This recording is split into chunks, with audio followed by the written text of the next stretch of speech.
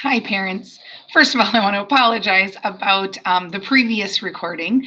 Hopefully, the audio is working this time. I am Erin Norrell. I am your child's first grade teacher. And first, I want to say how much I love first grade. First graders are full of joy and love and caring and spunk and energy. And it's so much fun to be with them when the light bulbs come on, when they start learning something new or have access to something that they've never learned about before. I love this age too because I get to influence children to become lifelong learners, and that's really what's important to me. I'm going to go through the little booklet that came home with your child, I'm sorry, on Friday, and talk a little bit. I'm not going to read every page to you, and some of it is information that's already gone home. There's just a few notes that I wanted to share. On the first page is my contact information with email and phone number. Just know that during the day, I can't always get to voicemails. Typically, emails are a little bit easier, but if you leave a voicemail, it might not show up. It might not light up right away on my phone. So I don't know that I have them and might not get back to you. Also, if the way that your child is getting home changes during the day, and if it changes in the morning, feel free to send me an email. I'll send you an email back that I got it. If it happens later in the afternoon, going through the office is a really good idea, just so I'm not sending anybody the wrong way at the end of the day. The next one is about birthdays, and we already sent that home about no food for birthday treats, but there's lots of ideas on there of what you can send if you want to when it's your child's birthday. We will do half birthdays for those kids that have summer birthdays, and I will contact those parents closer to those dates. The next one, the light yellow page, just talks about when our specials are. That's important just to know like when to make sure they're wearing shoes for Phi Ed, and if you want to be able to ask your child about different parts of their day. The darker yellow one is about uniforms. The biggest thing on this one for first graders is they're typically really do their uniform well. For girls, making sure that all of their hair accessories are uniform colors, and that for the boys, if they do not have a band at the bottom of their red shirt, it does need to be tucked in at all times. So there's things where we remind each other of, and for everyone, that their socks are uniform colors. The next page is a green page that talks about homework, just saying that the kids should be reading for 20 minutes every night. They can read to a sibling. They can be read to at this point. So if your child is not reading independently, you definitely can be reading out loud to them. Them being with books for that time each day, whether it's 10 minutes in the morning and 10 minutes in the evening or right after school or before bed, and in all sorts of combinations as far as being read aloud to. Great for hearing fluent reading, and then reading aloud themselves and practicing what they do know right now and as they learn more. For math, I just want to talk real quick about how math papers come home. You will often notice that there will be two pages that come home that are either green or blue. The first page is a guided practice, something that we do together in class. Sometimes they do a little bit of on their own and then they check with a partner. That will not have any marks on it, and you'll notice sometimes parts of it are not done. Depends on what we've done in class, what we did on the board. Sometimes the kids are up moving around, being the math problems, and so we don't do all of the work on that page. The next page will be more of an independent practice. It is something that they will do once they've been read all the directions, and they go off and work on it on their own. They ask for help if they need help along the way, and then this paper will have a star on it once I have seen it. Once in a while they'll hand it in and they won't get it back the same day if I need to look more at more of the problems, and sometimes they will get it back that same day. It'll be in their mailbox and they will take it home with them. So you should see a star in that paper, or if I've gone through and circled anything that they need to finish at home and bring back the next day. The next page will have a yellow edge on it, and that's their homework. Every single day that we have a lesson, the students will have a homework page that they need to finish at home that night and bring back to school the next day. So make sure that that is in their folder.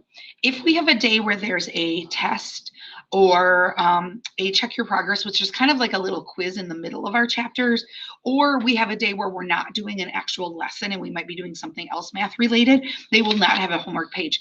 But about 95% of the time, they will have a homework page that looks similar to this. So you can help them check that it's in their backpack and they send it back.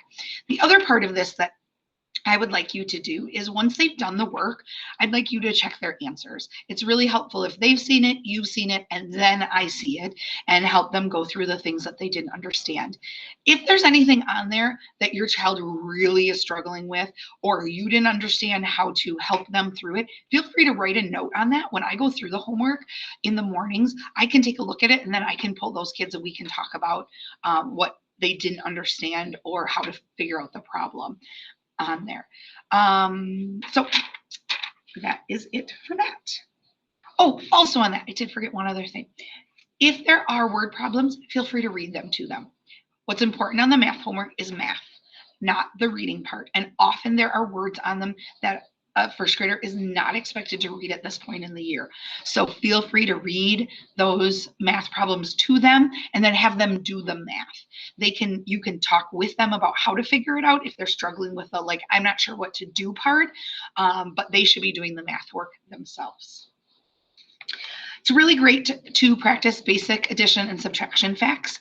My suggestion is if you have flashcards to use, not to give them all the flashcards at once. Start with just a few problems and then add more and then add more. And it's good to start with a theme such as all the +0 numbers, then add all the +1 numbers, then add all the +2 numbers, then add the doubles facts.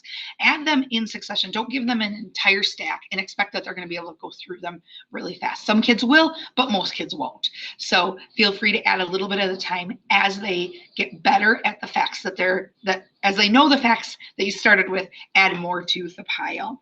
Any additional unfinished work or other homework that we have will also be in their folder each day. It's very helpful if you can check these folders every day and have them take out their work and put it somewhere in the house so that if you need to go back to it, sometimes there's a lot of papers and eventually you go through and recycle, but making sure that we're looking through for homework pages or anything that needs to come back to school. There is a blue paper in there.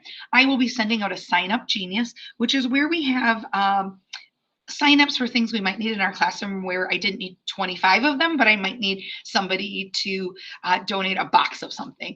And so if you're able to, that's a great way to participate in our classroom without being able to come in. We will also think about some volunteer opportunities. Right now with the whole COVID last year and what we're trying to figure out, we don't know what those are going to look like. I did send home a couple of things about junior achievement and art adventure coming from Diana Helmberger in the office. So check those out on the newsletter if you're interested in coming in for one of those. They're both later in the spring. Also on that is about Scholastic book orders. The first book order will be coming home at the end of this week, due next week. We do about one a month, and there's a code on there. Feel free to share that code with anybody who wants to buy books or buy something for your child, grandparents, aunts, uncles, friends. Anybody can order with our Scholastic code, and it's great because we end up with free books and free resources within our classroom. The last part on there, the salmon color page, is all about our curriculum. And it just shows on there what curriculums we use, what programs we have, and most of them are pretty self-explanatory. The language arts one, I want to talk about just a little bit. Our basal reading series is called Interreading. We used to use that very heavily, but we found that our kids were missing some pieces when you use those type of series. So we still use it, has great stories in it, very accessible to first graders at all points of the year, which is wonderful. And so your kids will get to read the stories from those still, and we pull out some of the skills that we feel that they still need to have, but we don't use it solely anymore. The next chunk is about Daily 5. Daily 5 are reading and writing mini lessons where students have time to do guided reading. They do writing time. They do reading by themselves. They do reading with partners. They listen to fluent reading. They work with words and they work on writing. I also use this time to pull small groups, to individually conference, to do assessments. So it's a great time in our day where everyone can be doing what they need to be doing at their own level. And that's a great thing for first graders. The last part is Groves. If you went to kindergarten, if your child went to kindergarten here last year, you will be familiar with Groves. It is a phonics, grammar, spelling, and vocabulary program, and we are seeing great results with our kids being able to access and read more by the end of the year than they were when we were using the traditional basal series. So using all of them together has been a great resource for us, and we've had great progress with our students, and I'm excited to see now that I have kids that had the program last year, just what's going to happen and the growth that they're going to have this year. That's another part of first grade, is the progress and growth is amazing, and it's so fun to see. If you have any questions or have any concerns, please feel free to reach out to me at any time. We can set up a phone conversation. We can email back and forth, whatever you need. I am here to partner with you and your student and be a team together for the success of your child. Right now, you might look at some of the math work and some of the reading and some of the things coming home, the worksheets we've done in the morning. You think, wow, that's really easy for my kid, or wow, that's really hard for my kid. I don't want you to worry about that at the moment. We're still in the midst of doing assessments. We're still trying to figure out where the students are so we can meet their needs. I'm getting to know all of the children, and where can I challenge your child, and where do I need to give them more support? So as we get further into the year, and then when we hit conferences at October, I will definitely have a better picture of your child as a learner and as a person, and what we can do to make their progress in first grade just be amazing. Thank you so much for listening. Again, if you have questions or concerns, please reach out and let me know. Have a great day, a great week, and we're going to have a great year.